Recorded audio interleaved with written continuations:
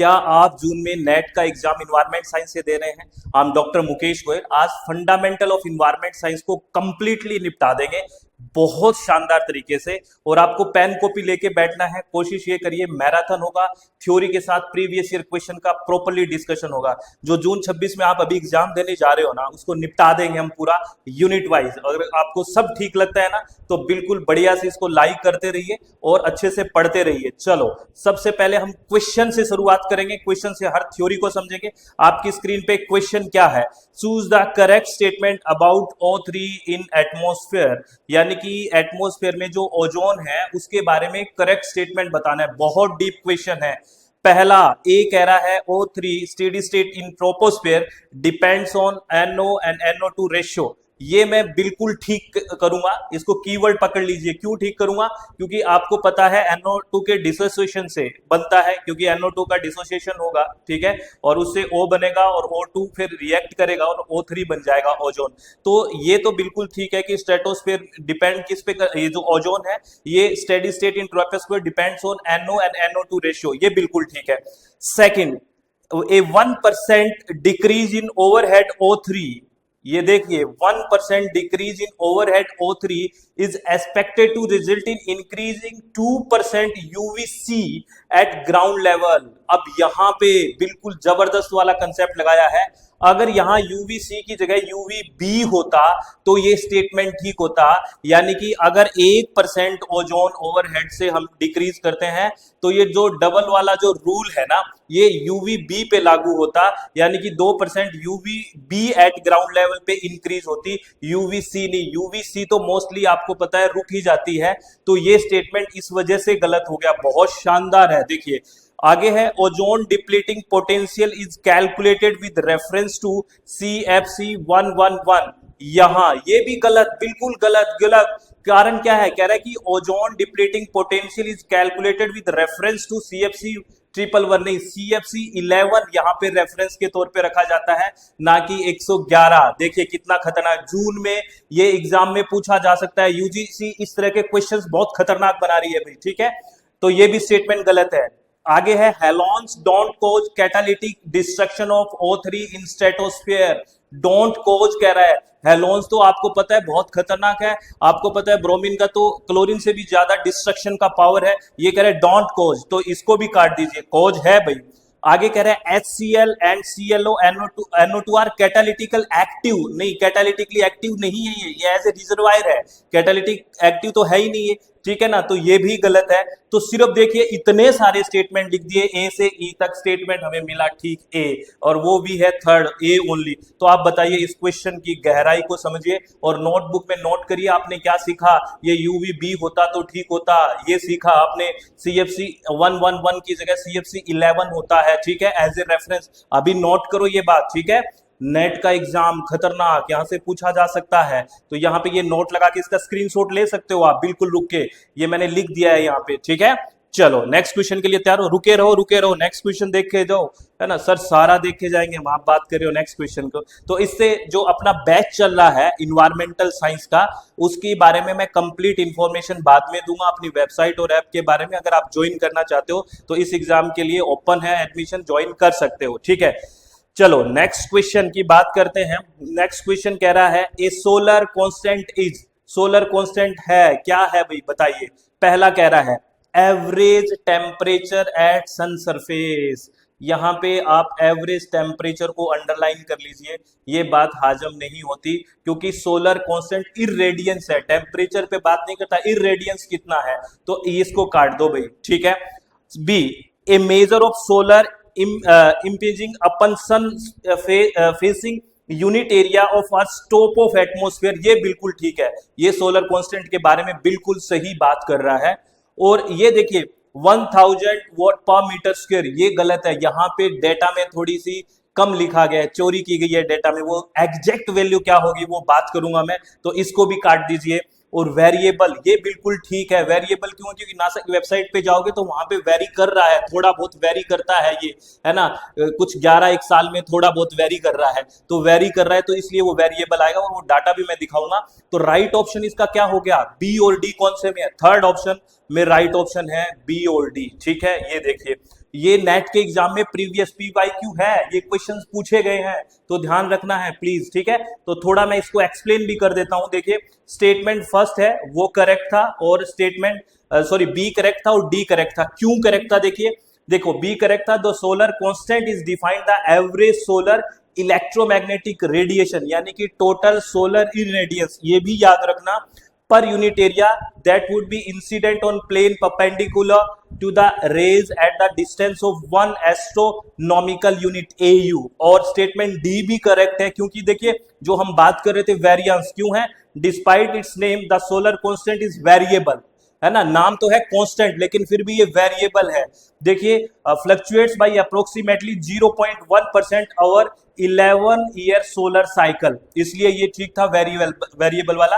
और statement 1 is incorrect, क्योंकि depend ये एनर्जी फ्लक्स पे करता है, इरेडियंस पे, नॉट ए टेम्परेचर। और स्टेटमेंट सी भी इनकरेक्ट था, क्योंकि जो वैल्यू थी, जो 1000 दी गई थी, वो 1000 वैल्यू नहीं है, वो कितनी है 1361, है ना, ये आपको लिख के रखना है, ठीक है। लिखो अभी पेन पे, अगर ये वैल्यू आएगी 1361 to 1367 तो मैं ठीक करता, इसको 1000 को मैं ठीक नहीं करूंगा। लिख लिया आपने? चलो बहुत शानदार बात है। तो चले नेक्स्ट क्वेश्चन पे, बिल्कुल कॉन्सेंट्रेट रहिए, बिल्कुल एकाग्र, और कमेंट करिए पहले, जैसे क्वेश्चन आता है तो रुक के कमेंट करिए कि अच्छा इसका आंसर मेरी तरफ से ये है, कोई बात नहीं, गलती होगी कोई दिक्कत नहीं है, लेकिन फिर हम कमेंट करेंगे तो सुधार आएगा। अच्छा मैंने ऐसे क्यों नहीं सोचा, क्या बात हुई, नेक्स्ट कोई टॉपिक पढ़ना चाहते हो तो भी आप मुझसे बात करिए, बताइए कमेंट में मैक्सिमम।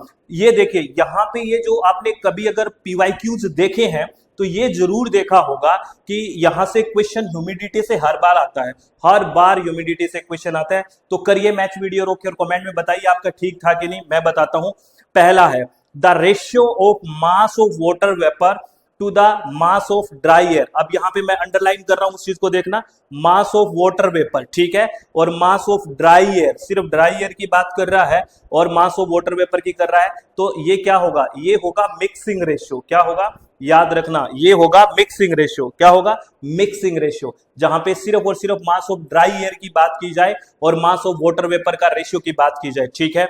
अब सेकंड देखिए कहा, इसमें हमारे को ए का 4 आ रहा है, तो दो ऑप्शन मिलेंगे, थर्ड या फोर्थ में से देखते हैं, फर्स्ट और सेकंड तो कट गया। चलो अब देखिए the ratio of mass of water vapour, ठीक है, to the mass of air, और उस एयर में ड्राई नहीं है, ड्राई एयर भी है और वाटर वेपर भी है, दोनों का दोनों है, तो ये क्या होगा, this will be the specific.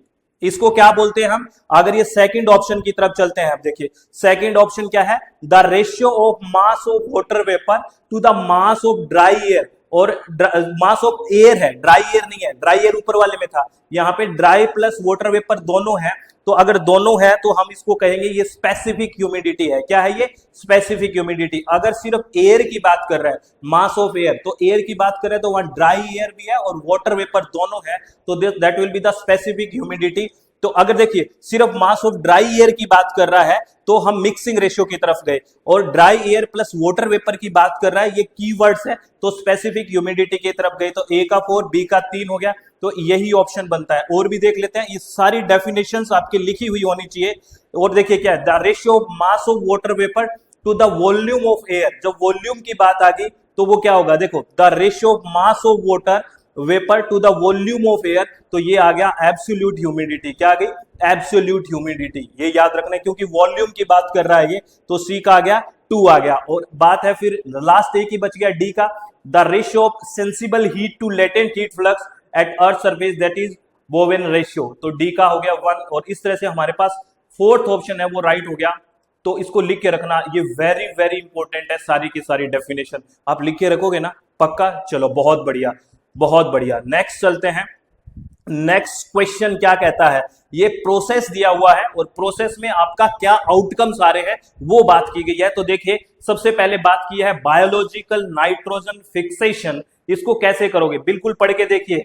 तो बायोलॉजिकल नाइट्रोजन फिक्सेशन की बात करते हैं, that will be the conversion of nitrogen gas to ammonium, यानी कि ए का हमारे पास 3 आ गया, ए का 3 आ गया, बिल्कुल आ गया। और जैसे ही ए का 3 आ जाता है तो थर्ड ऑप्शन हमारे पास राइट हो जाता है, क्योंकि ए का 3 सिर्फ और सिर्फ थर्ड ऑप्शन में है, एक से ही काम चल गया, ठीक है।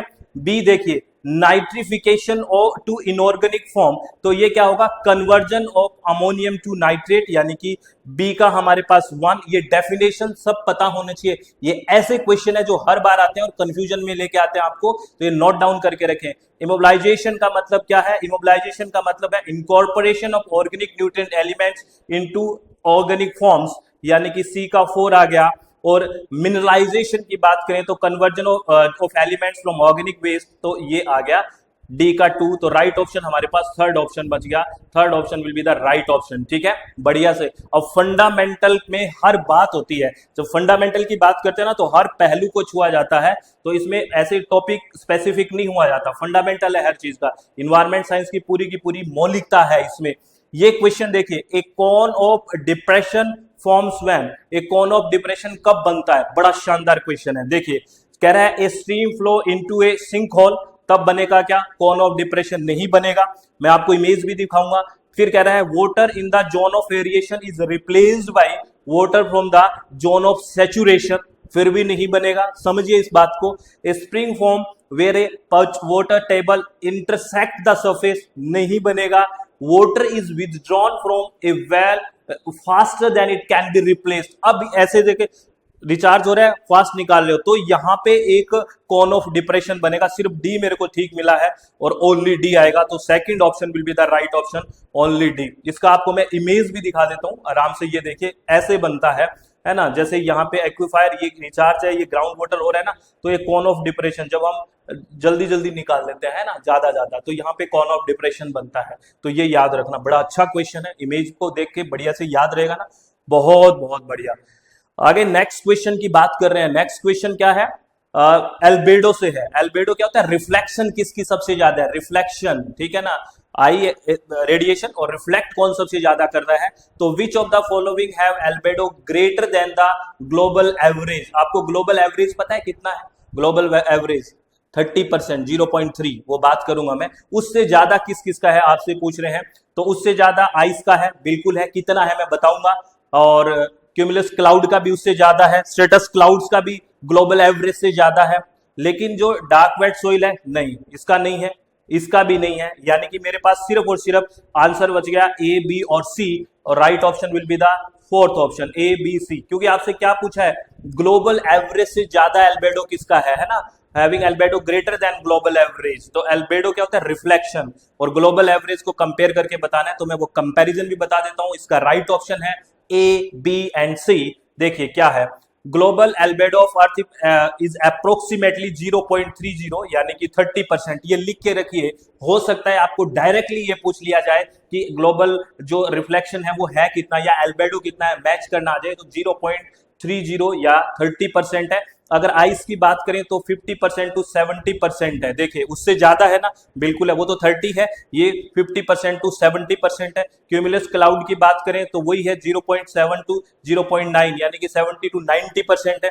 स्ट्रेटस क्लाउड्स की बात करें तो 40 टू 60% है, यानी कि 0.4 टू 0.6 है। तो ये तीनों के तीनों है ग्लोबल एवरेज से जो ज्यादा है एल्बेडो। लेकिन अगर डार्क वेट सोइल की बात करें तो 0.1 टू 0.2 है, यानी कि 10 से 20% है।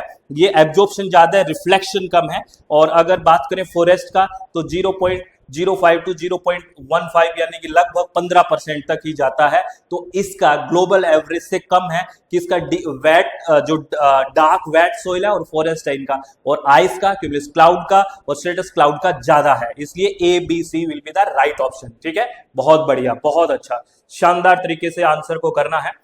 अब ये क्वेश्चन लैप्स रेट से हर बार क्वेश्चन आ रहा है, आपको पता है लैप्स रेट होता क्या है। बेसिकली लैप्स रेट होता है कि जैसे जैसे हम ऊपर जा रहे हैं सीधी भाषा में, वैसे वैसे टेम्परेचर वो डिक्रीज होता है, यानी कि जो फॉल डाउन हो रहा है उसी को लैप्स रेट बोलते हैं। तो आपको बोला है, जो कई सारे बात करते हो ना, एनवायरमेंटल लैप्स रेट, यानी कि जिसको नॉर्मल लैप्स रेट बोलते हैं, dry adiabatic lapse rate, saturated adiabatic lapse rate, इस तरह के नाम तो सुने हैं ना, जग सुना सुना तो नहीं लग रहा, नहीं सर। इन्वायरमेंटल लैप्स रेट कितना होता है ये आपसे बात कर रहा है। तो आपको सबको पता है 6.4 के लगभग है, 6.5 लिखते हैं, तो ये ए के साथ 3 ऑप्शन चला जाएगा। ड्राई एडियाबैटिक लैप्स रेट 9.8 के समथिंग लिखते हैं हम, कितना हो गया, 10 हो जाएगा, तो ये हो गया। यानी कि हमारे पास ए का आ गया 3 और बी का आ गया 1, और ए का 3 और बी का 1, ऐसा ऑप्शन हमारे पास फर्स्ट ऑप्शन ही आ रहा है। ठीक है। और ये लैंड ब्रिज और सी ब्रिज बिल्कुल इजी सा है। लैंड ब्रिज क्या होगा, सीधा सीधा, यानी कि लैंड ब्रिज का मतलब सीधा मैच करिए, सी के पास wind moves from land to sea, land breeze land to sea, और सी ब्रिज यानी कि सी टू लैंड, जो जिसका नाम पहले आ रहा है ना सी, तो सी टू लैंड, लैंड पहले आ रहा है, लैंड टू सी, तो इसका राइट ऑप्शन डी का 4 यानी कि first option will be the right option. अब आपको क्या है, ये लिखे हुए होने चाहिए। शॉर्ट नोट्स जो मैं बात करता हूं ना, आपको डिटेल में मैं बात करता हूं तो शॉर्ट नोट्स की बात करता हूं, तो शॉर्ट नोट्स में ये कीवर्ड्स लिखे हुए होने चाहिए। आपको पता है फंडामेंटल का पूरा पढ़ते हैं ना, पूरी यूनिट पढ़ते हैं तो कम से कम 20-25 लेक्चर्स होते हैं, 20 लेक्चर्स होते हैं, जो 45-50 और एक घंटे के लेक्चर होते हैं, उसको मैं समेट रहा हूं इस एक वीडियो में, तो आपको एकदम कॉन्सेंट्रेट रहना है, ठीक है। आगे ड्राई एडियाबेटिक लैप्स रेट, वो हम बात करते हैं कितनी होती है, 9.8 डिग्री सेल्सियस पर किलोमीटर, जो हमने इसका 10 आंसर किया है वही वाली बात है, ठीक है। चलो अब बेसिकली लैप्स रेट को डिफाइन कर लेते हैं एक बार, आपको कई बार स्टेटमेंट्स में क्वेश्चंस भी पूछ लेते हैं। तो लैप्स रेट क्या है, lapse rate arise from the word lapse से the sense of gradual fall, यानी कि लैप्स का मतलब क्या है, ग्रेजुअल फॉल, धीरे धीरे गिरना।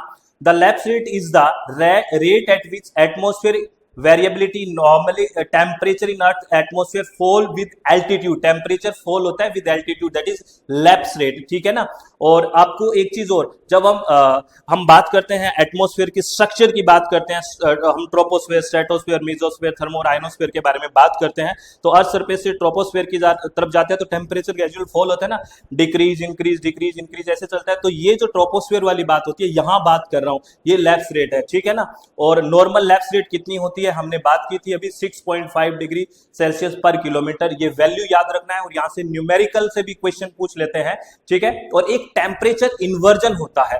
टेम्परेचर इन्वर्जन क्या होता है, नॉर्मल कंडीशन में क्या होता है कि जैसे ये है ना, कोई एयर पार्सल है, ऊपर गया, ठीक है, तो धीरे धीरे गर्म था, ऊपर गया, ठंडा हुआ, फिर और ठंडा हुआ, फिर नीचे आएगा हैवी होने से, यही एक नॉर्मल प्रोसेस है। लेकिन अगर इन्वर्जन की बात करें तो इन्वर्जन मतलब उल्टी कंडीशन हो गई है, यानी कि वार्मर ऊपर हो गया है कोल्ड से, तो वो क्या हो गया, एक इन्वर्जन कंडीशन हो गई। और ये कंडीशन है ना इन्वर्जन वाली, ये वर्टिकल मिक्सिंग जब होती है ना पोल्यूटेंट्स की, तब बड़ा काम आती है, पढ़ने में काम आती है, मतलब आपको वो कंसेप्ट क्लियर होना चाहिए, पोल्यूशन वाली यूनिट में बहुत जबरदस्त है ना।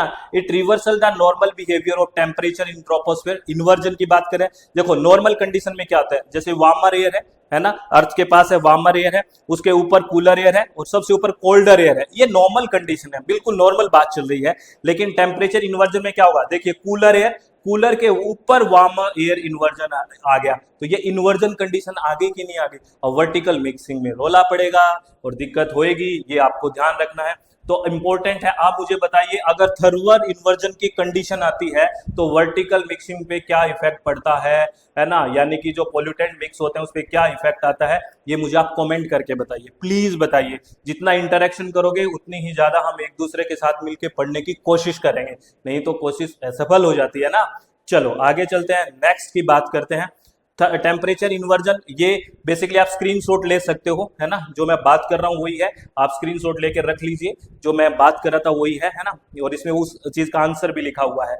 चलो ये क्वेश्चन देखिए, ये न्यूमेरिकल फॉर्म है, क्वेश्चन क्या है, एन इन्वर्जन लेयर, देखिए नाम अंडरलाइन कर लीजिए, ये इन्वर्जन लेयर का है question. Inversion layer extend from ground surface to height of 200 metre, the temperature on the ground surface is 35 degree Celsius, in environmental lab rate is 4 degree Celsius per kilometre, the temperature at the top of the layer is, ये आपको एक यहाँ पे earth surface से कोई air parcel है, ठीक है, और इस पे इसका टेम्परेचर दे रखा है 35 डिग्री सेल्सियस, ठीक है। और इन्वर्जन कंडीशन है, यहां पे ध्यान रखना, कंडीशन कैसी है, इन्वर्जन, तो ये कह रहा है ये अगर 200 मीटर की हाइट पे आ गया तो इसका टेम्परेचर क्या होगा, आपसे ये पूछा है, सीधा सीधा क्वेश्चन है।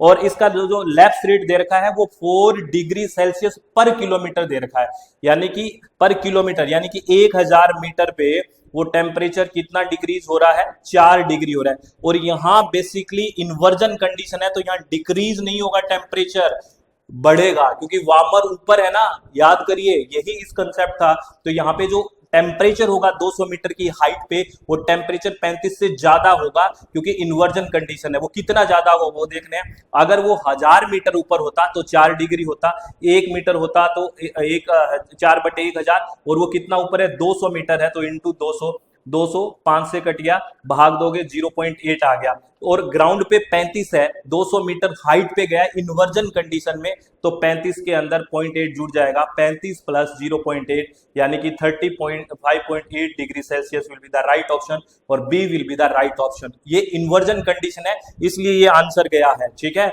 याद रखना ये बात। चलो बहुत बढ़िया, नेक्स्ट आगे बात करते हैं। ये क्वेश्चन क्या कह रहा है, असर्शन रीजनिंग का क्वेश्चन है, a magnitude of saturated adiabatic lapse rate is always less than that of dry adiabatic lapse rate। कह रहा है कि जो मैग्नीट्यूड होता है सैचुरेटेड एडियाबेटिक लैप्स रेट का वो हमेशा कम होता है ड्राई एडियाबेटिक लैप्स रेट से। तो इस बात को बिल्कुल गांड मार लीजिए, ऐसा होता है, ऐसा ही होता है। वो वैल्यू कितनी होती है वो भी मैं बता देता हूं, ये बिल्कुल ठीक बात है, ठीक है।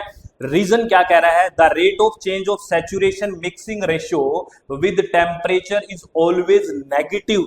ये क्या बात, ऑलवेज पॉजिटिव होता है टेम्परेचर अगर बेसिकली टेम्परेचर बढ़ रहा है यानी कि बढ़ रहा है तो जो मिक्सिंग रेशियो वो भी बढ़ेगा ना, कम थोड़ी होगा। तो ये तो आप इसको काट दीजिए, A is correct but R is not correct, third option will be the right option. अब मैं आपको वैल्यूज बता देता हूं, वो आप लिख लीजिए क्या वैल्यूज है। देखिए अगर हम बात करें नॉर्मल लैप्स रेट की तो वो कितना है, 100 मीटर पे बात करें तो lapse rate, normal lapse rate है 0.65 पर 100 मीटर। 100 किलोमीटर की बात नहीं कर रहा, मीटर की बात कर रहा हूं। किलोमीटर की बात करोगे तो वैसे वैल्यू हो जाएगी। तो नॉर्मल लैप्स रेट की बात करें है ना, इन्वायरमेंटल लैप्स रेट वो नॉर्मल है, वो कितना है 0.65 डिग्री सेल्सियस पर कितना 100 मीटर, ये ध्यान रखना। अगर मैं बात करूं ड्राई एडियाबेटिक लैप्स रेट की तो वो है 1 डिग्री सेल्सियस पर 100 मीटर, ये याद रखना है। और मॉइस्ट या फिर जो सैचुरेटेड की बात करें तो 0.5 डिग्री सेल्सियस पर 100 मीटर है। क्वेश्चन में क्या था, चलिए उसमें यही था ना कि ड्राई एडियाबेटिक लैप्स रेट से लेस होता है सैचुरेटेड, तो लेस ही होगा हमेशा, देखिए ठीक है। ये वैल्यूज आपको लिख के रखनी है, ये क्वेश्चन में पूछा जा सकता है न्यूमेरिकल फॉर्म में, स्टेटमेंट्स में, जैसे अभी पूछा गया इस तरह से, बहुत ध्यान रखना है। अब ये रिलेशन है ना, वो आपका जो रिलेशन है ना, जो भी है ये रिलेशन याद रहे, बहुत खतरनाक है, यहां से क्वेश्चन आता ही आता है। ये एटमॉस्फेरिक स्टेबिलिटी की बात करता है।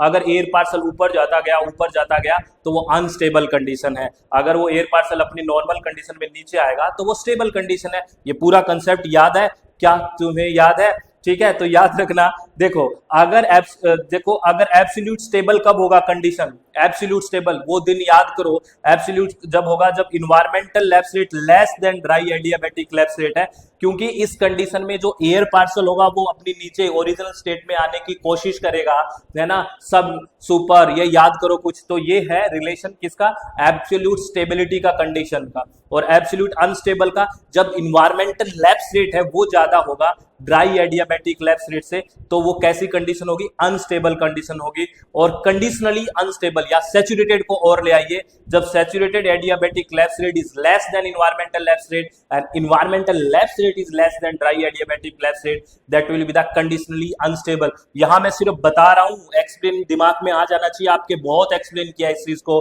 और ड्राई न्यूट्रल कंडीशन किस में आएगी, जब environmental lapse rate is equal to dry adiabatic lapse rate, तब ड्राई न्यूट्रल कंडीशन आएगी। इट्स वेरी वेरी इंपॉर्टेंट है ना, बहुत बहुत इंपॉर्टेंट क्वेश्चन है ये, ध्यान रखना।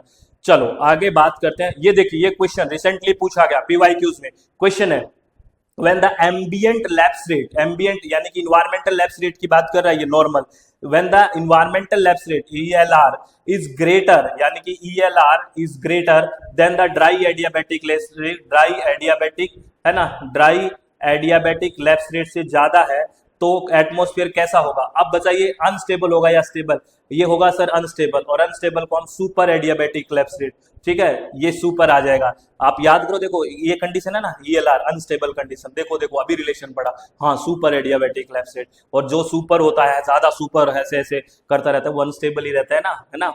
चलो बात करते हैं इस क्वेश्चन की, ये भी देखो ये थोड़ा याद करने वाला क्वेश्चन है, थोड़ा रट लीजिए।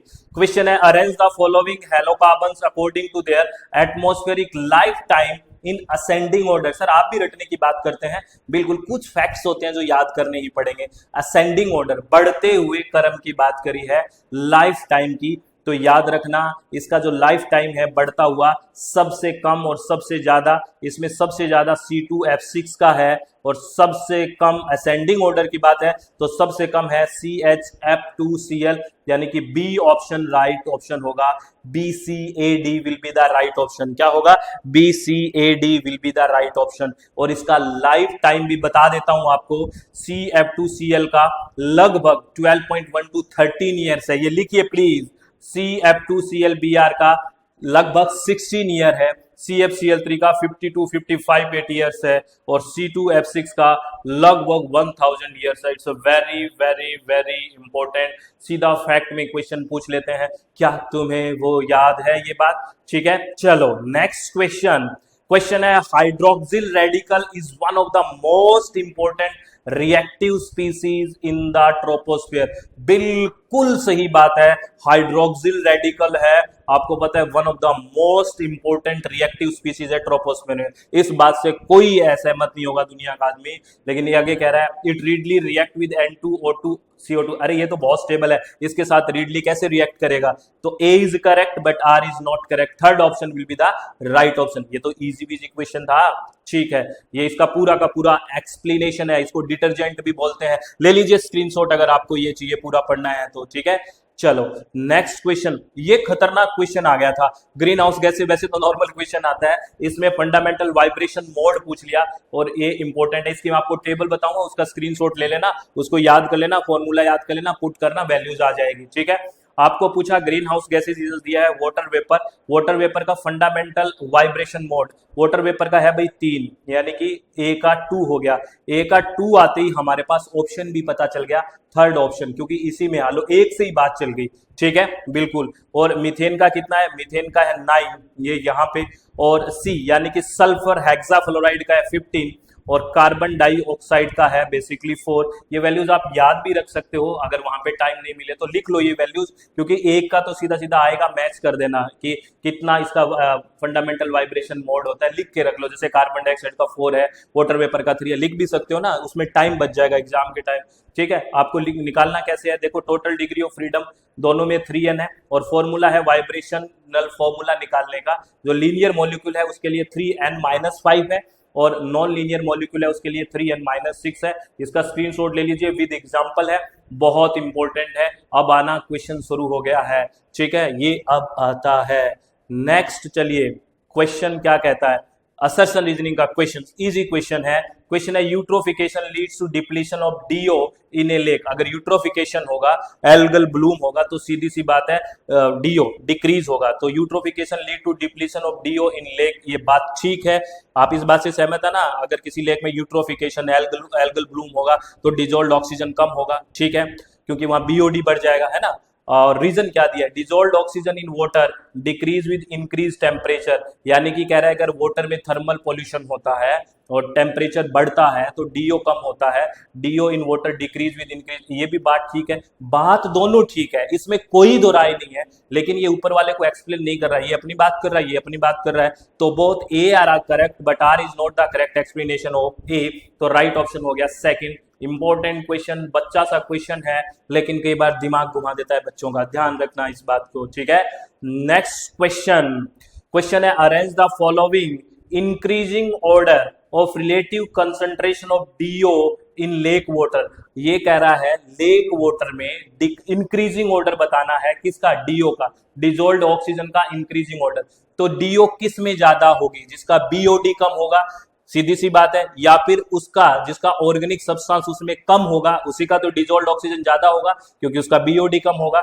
अगर इंक्रीजिंग ऑर्डर बताना है तो सबसे ज्यादा अगर साफ लेक है इसमें तो ओलिगोट्रोफिक लेक है, क्योंकि उसमें कम से कम बेसिकली न्यूट्रिशन है। तो ओलिगोट्रोफिक लेक्स का DO सबसे ज्यादा होगा, तो A सबसे लास्ट में आएगा। तो एक तो इसमें है और एक इसमें है। चलो आगे देखते हैं, इसमें सबसे कम DO किसका होगा? जिसमें न्यूट्रिशन सबसे ज्यादा है, और वो कंडीशन है hyper eutrophic lake. Hyper eutrophic lake, eutrophic से ऊपर, इसमें सबसे कम होगा।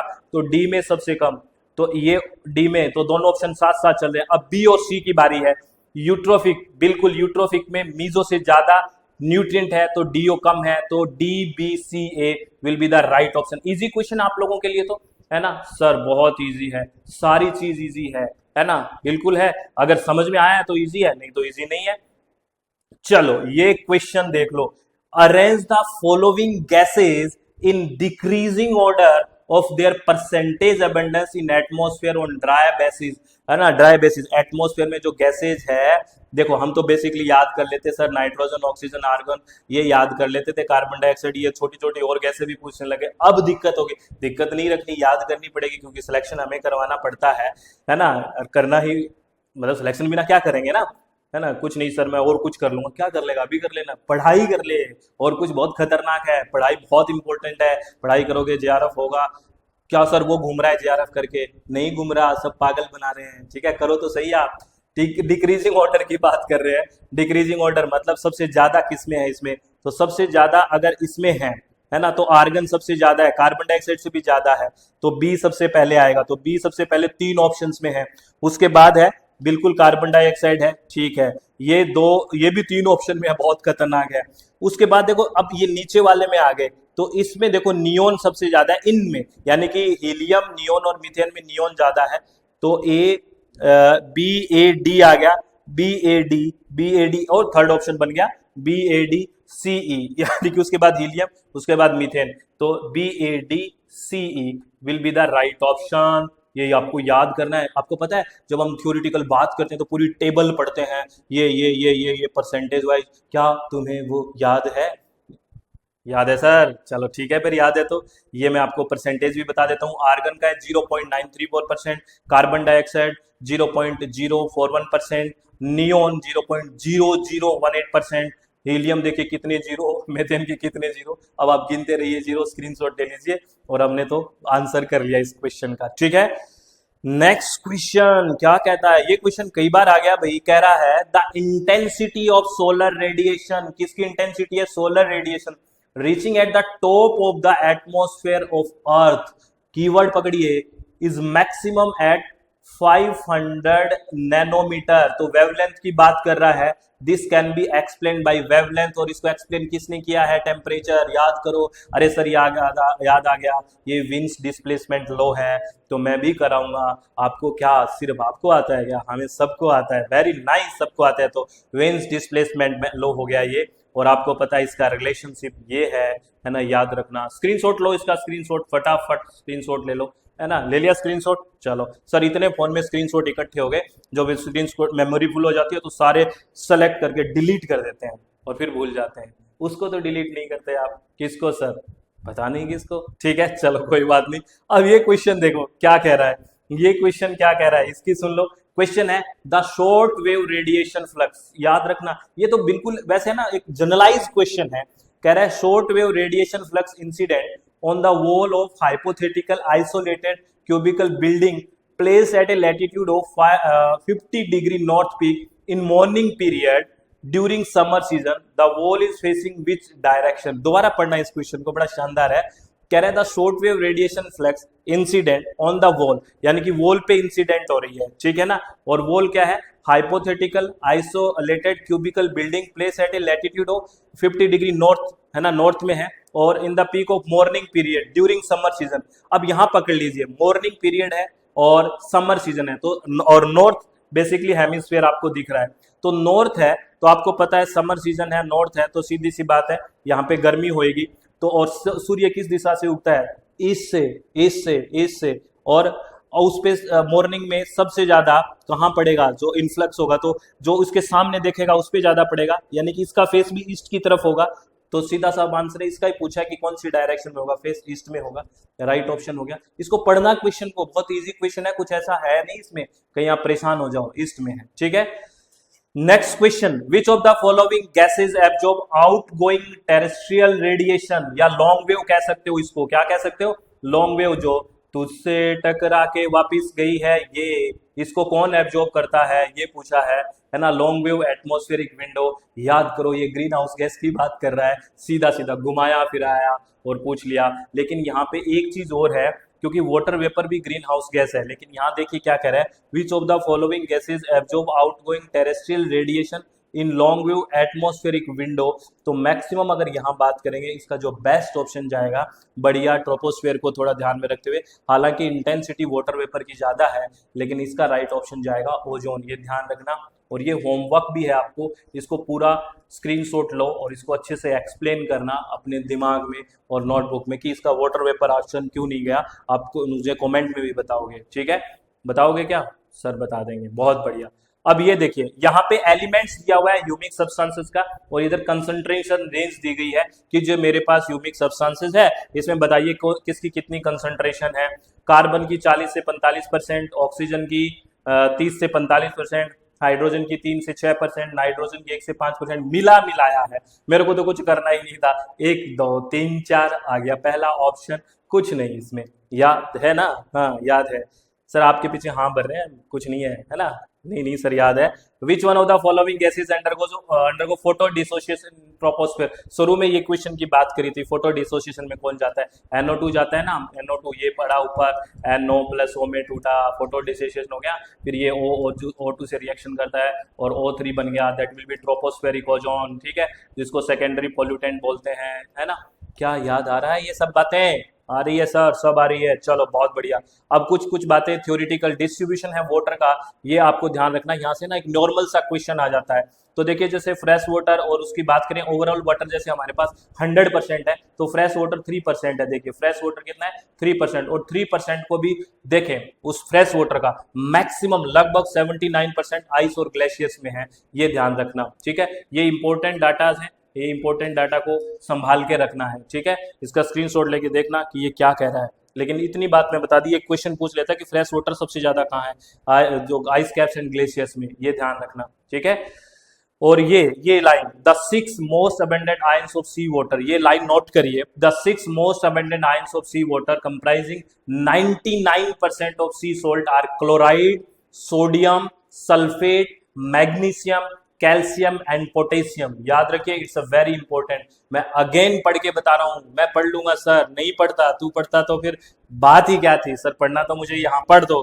The 6 most abundant ions of sea water comprising about 99% of sea salt are chloride, sodium, sulphate, magnesium, calcium and potassium. ये नाम याद रहेंगे? हाँ सर याद रहेंगे, चलो बहुत ही बढ़िया। और आपको पता है मैक्सिमम डेंसिटी वाटर की कहाँ पे होती है? सर 4 डिग्री सेल्सियस पे होती है। कई बार बच्चे -4 कराते हैं, वो पता नहीं कहाँ दिमाग है, प्लीज दिमाग यही रखा करो। अगर दिमाग यही नहीं रहेगा तो दिक्कत हो। जो हम बात कर रहे हैं ना, वो पहले यहाँ हिट करे, फिर दिल में हिट करे कि ये मुझे परमानेंट मेमोरी में लेके जाना है, ऐसा नहीं कि गायब हो जाए, तो मजा नहीं आएगा, ठीक है? अब आपको एक होमवर्क दे दूं, कमेंट में बता दो होमवर्क, है ना? सर मैं घर बैठ के कर लूंगा कमेंट में, तो हमें पता क्या चलेगा करा है कि नहीं? तो आप एक कमेंट में लिखिए कि क्यों होता है 4 डिग्री सेल्सियस पे मैक्सिमम डेंसिटी वाटर की, वाई, ये लिखना, वाई का आंसर देना, ठीक है? चलो, वाटर की हार्डनेस की बात करें तो 2 तरह की हार्डनेस आपको पता है, टेम्परेरी और हार्ड परमानेंट हार्डनेस। टेम्परेरी किसकी वजह से है, परमानेंट किसकी वजह से है, वो भी बात करेंगे।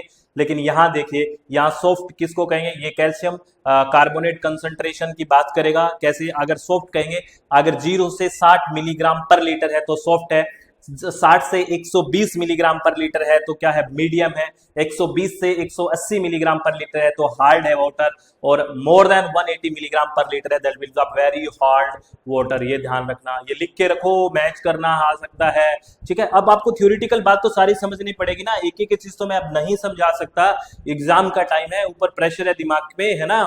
तो टेम्परेरी हार्डनेस, कार्बोनेट हार्डनेस, है ना? कार्बोनेट हार्डनेस जिसको बॉईल करा और निकल गया, है ना? Hardness refer to amount of carbonates and bicarbonate in solution that can be removed और precipitated by boiling, that's why this is temporary hardness. और परमानेंट हार्डनेस, नॉन बाइकार्बोनेट जो हार्डनेस होगी कॉज्ड बाय द क्या? Sulphate, chloride and nitrate, और ये permanent hardness है और इसको रिमूव नहीं कर सकते अगर नॉर्मली बॉईल करोगे, तो इसमें केमिकल रिएक्शन से ही होगा, नॉर्मली इसको बॉईल करने से रिमूव नहीं होगा, ये आपको ध्यान रखना है, ठीक है? और ये इंटरनल स्ट्रक्चर में बात करते हैं ना अर्थ की, ये बड़ा खतरनाक क्वेश्चन है डिसकंटिन्यूटी का, जहां पे कैरेक्टरिस्टिक्स चेंज होती है, डिसकंटिन्यूटी से क्वेश्चन पूछते हैं, ठीक है? तो कौन सी कंटिन्यूटी डिसकंटिन्यूटी किसके बीच है? डिसकंटिन्यूटी मतलब यहाँ पे चीजें चेंज होना शुरू हो गई, तो एक है सबसे पहले कोनार्ड डिसकंटिन्यूटी, ये किसके बीच है? हाइड्रो हाइड्रोस्फीयर एंड क्रस्ट के बीच सबसे ऊपर ये देखिए कोनार्ड डिसकंटिन्यूटी, इसको अरेंज करना पूछते हैं हर बार। उसके बाद क्रस्ट और मेंटल के बीच अगर बात करें तो मोहरविच या मोहर डिसकंटिन्यूटी, ये देखिए ये बहुत पूछते हैं, किसके बीच है ये, क्रस्ट और मेंटल के बीच। क्रस्ट और मेंटल, अरे क्रस्ट नहीं, क्रस्ट और मेंटल, मेंटल का क्रस्ट हो गया, नहीं नहीं, मोह में पड़ गया वो, एक मेंटल था वो क्रस्ट के मोह में पड़ गया। सर याद हो गया, क्रस्ट मोह मेंटल, ठीक है ना, ज्यादा क्रस्ट पे मोह करोगे तो मेंटल हो जाओगे, क्रस्ट और मेंटल, ठीक है, तो याद कर लेना। Upper mantle and the lower mental, तो उसको कहते हैं रैपिड डिसकंटिन्यूटी, उसको कहते हैं रैपिड डिसकंटिन्यूटी, रैप्टा पड़ेगा है ना, अपर लेवल के मेंटल हो जाओगे और लोअर लेवल के मेंटल ऐसे ही रहोगे तो रेप्टे पे रेप्टे पड़ेंगे, रैपिड डिसकंटिन्यूटी, ये याद करने का तरीका है, बस याद करने का, ठीक है। और अगर इसकी बात करें, core is separated from the mantle by Gutenberg's discontinuity, याद कर लो, अब भी ट्रिक बता दो सर, ये तो याद कर लो, ठीक है। और अगर बात करें अपर कोर और लोअर कोर के, तो दैट विल बी लैमेन डिसकंटिन्यूटी, है ना, लैमेन डिसकंटिन्यूटी ये वाली, तो इसको अरेंज करना पूछते हैं। अभी बताता हूँ कैसे पूछा क्वेश्चन, देखना, ये क्वेश्चन पूछा, consider the following discontinuities in earth interior, है ना, डिसकंटिन्यू के बारे में बात की कि सबसे पहले कौन सा है, उसके बाद कौन सा है ना। अब कहां से कहां है, देखिए ये ascending from the core to the crust, यानी कि आपको यहां से चलना है, कोर से चलना है क्रस्ट की तरफ। तो सबसे पहले कोर में कौन सी थी, नीचे नीचे हमने देखा लेमन थी, तो लेमन सबसे पहले आएगा 3, अरे एक ही ऑप्शन में मिल गया फर्स्ट में, 3 1 4 2, तो लेमन, उसके बाद था गुटनबर्ग, उसके बाद था बेसिकली मोहो, और उसके सबसे ऊपर कोनार्ड, तो 3 1 4 2, ये याद रखना। कभी बार क्रस्ट से कोर की तरफ पूछ रहा है या कोर से क्रस्ट की तरफ, ये याद रख लेना, इसने कोर से क्रस्ट की तरफ पूछा है, इंपॉर्टेंट है ना, कहीं गलती से गलत कराओ, भूल के भी चीजें नहीं भूलते, कुछ ऐसी बातें होती है। और ये वी नहीं है, ये ग्रेटर देन का निशान है, ये क्वेश्चन डायरेक्ट पूछते हैं बहुत बार। अगर अर्थ एज ए होल बात करें, यानी कि जैसे ये पूरी अर्थ, क्रस्ट मेंटल कोर, पूरी अर्थ की बात करें, तो सबसे ज्यादा जो एलिमेंट है वो आयरन है, सबसे ज्यादा कौन है, आयरन, उससे सेकंड नंबर पे ऑक्सीजन, और उससे थर्ड नंबर पे सिलिका, ये है ना, डिक्रीजिंग इंक्रीजिंग, ये ग्रेटर देन का निशान है, तो सबसे ज्यादा आयरन है, उसके बाद ऑक्सीजन है, उसके बाद सिलिका है। अगर अर्थ एज ए होल की बात करें, अगर क्रस्ट की बात करते हैं, सिर्फ अपर वाले पार्ट की, क्रस्ट की बात करें, तो सबसे ज्यादा ऑक्सीजन है, उसके बाद सिलिका है, उसके बाद एल्यूमिनियम है। अगर क्रस्ट की बात कर रहे हैं तो इंपॉर्टेंट है, फटाफट लिखो, फटाफट लिख लो, ठीक है सर, लिख लिया, है ना। अब बात करें थर्मोडायनेमिक्स की लॉ की बात करते हैं, एक क्वेश्चन सीधा सीधा, है ना। फर्स्ट लॉ क्या कहता है, law of conservation of energy, है ना, यानी कि ना तो बना सकते हैं ना बिगाड़ सकते हैं, बस, है ना, यही बात है ना। can't be neither created nor destroyed energy, can only be transferred or changed from one form to another, सीधी सी बात है ना सर, पता है हमें, लेकिन तेरे को ये फॉर्मूला आएगा ना भाई तो दिमाग खराब हो जाएगा। फर्स्ट लॉ ऑफ थर्मोडायनेमिक्स क्या है, delta U equal to Q minus W, ये क्या है, delta U is the internal change in internal energy, है ना, ये किसके बराबर है, याद करो, वो जो बहुत सारी बातें करते हैं, Q is the net heat transfer, यानी कि the sum of all heat transfer into and out of the system, याद करो, closed, open, adiabatic, isolated, सब बात करो। W is the net work done, the sum of all work done on or by the system, तो delta U is equal to Q minus W is the first law। अब आपको ये आ गया क्या समझ में बताते ही, है ना सर, ऐसे तो नहीं आया, तो पूरा थ्योरी याद करो, वो ऐसे थोड़ी आ जाएगा एकदम से, है ना। आ गया होगा बहुत बच्चों को, तो आ भी गया होगा, हाँ नहीं आया तो बताना। सेकंड लॉ क्या कहता है थर्मोडायनेमिक्स का, the second law thermodynamics is the entropy, entropy क्या है, रैंडमनेस, है ना, जैसे ऑक्सीजन, जैसे गैस के पार्टिकल इधर उधर होंगे, सबसे ज्यादा रैंडम, जैसे सॉलिड के पास पास होंगे, तो जितनी ज्यादा रैंडमनेस होगी उतना ही ज्यादा एंट्रोपी होगी। The second law of thermodynamics is the entropy, यानी कि randomness of an isolated system is always increase. अगर आपको आइसोलेट करके छोड़ दिया जाए, कोई आपको मॉनिटर करने वाला नहीं हो, कुछ भी नहीं है, और आप घूम रहे हो, तो रैंडमनेस बढ़ेगी ना, वहां चला मैं वहां चला, ऐसा हो जाएगा कि नहीं हो जाएगा, तो रैंडमनेस बढ़ेगी बढ़ेगी। तो आइसोलेटेड जो सिस्टम होता है उसका हमेशा इंक्रीज होता है, क्या क्या क्या, एंट्रोपी इंक्रीज होता है, ये सेकेंड लॉ ऑफ थर्मोडायनेमिक्स बोलता है, ये आपको ध्यान रखना है, ठीक है। चलो, और क्या बात है इसकी, ये डेल्टा एस, ये क्या है, चेंज इन एंट्रोपी यूनिवर्स की है, ये ग्रेटर देन जीरो होता है हमेशा, क्योंकि बढ़ेगी। अरे S2 माइनस S1 हमेशा जीरो से ज्यादा ही होगी ना, क्योंकि S2 बढ़ रहा है, बढ़ रहा है, बढ़ रहा है हमेशा, तो ये हमेशा ज्यादा होगी इससे, तो जो वैल्यू आएगी हमेशा जीरो से ज्यादा ही आएगी। इसमें कोई बात थोड़ी है, ये सारी बातें आपको याद रखनी है। लो स्क्रीनशॉट और पढ़ लेना, ठीक है। थर्ड लॉ ऑफ थर्मोडायनेमिक्स क्या कहता है, क्या बोलता है?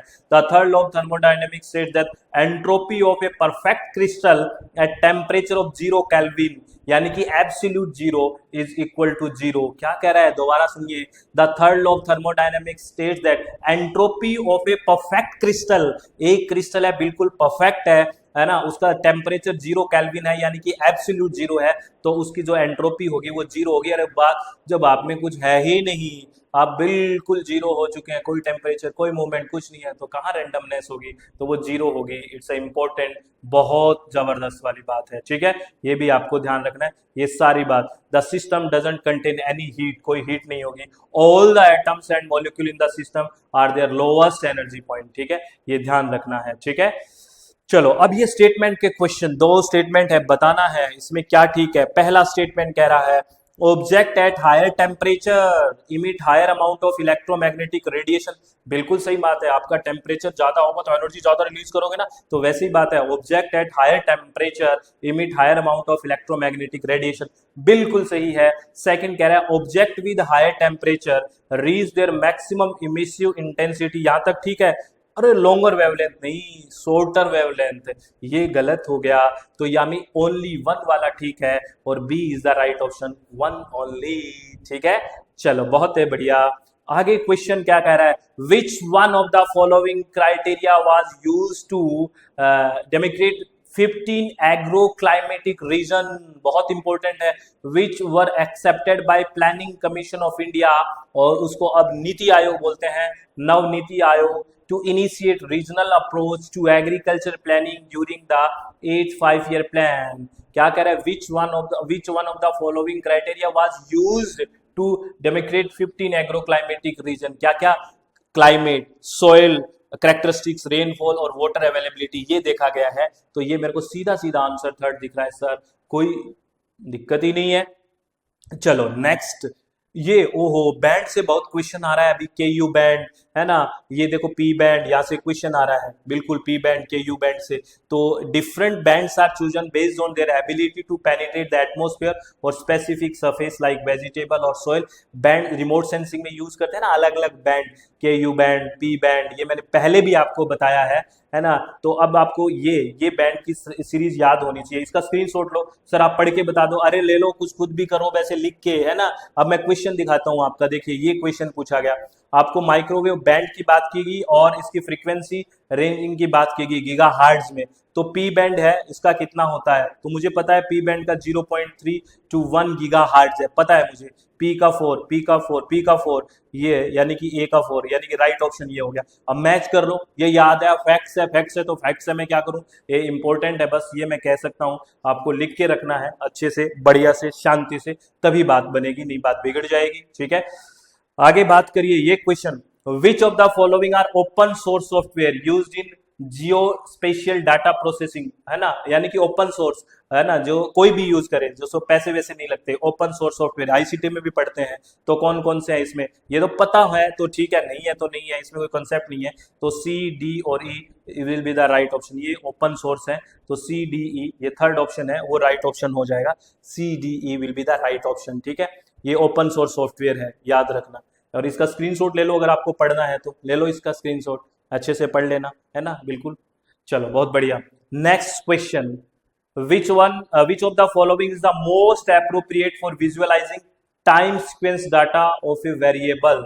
Which of the following is the most appropriate for visualizing, चीजें दिखे आपको, टाइम स्पेस डाटा वेरिएबल, तो लाइन चार्ट है ना, सबसे बढ़िया होता है, जिसमें बढ़ रही है, घट रही है, विजुअल डाटा विजुअलाइज हो जाता है, तो इसमें सबसे बढ़िया ऑप्शन लाइन चार्ट ही है, बहुत खतरनाक। स्टैट स्टूड से पूछ लेते हैं, फंडामेंटल बात है तो हमने यहाँ बात कर ली, और line chart will be the right option.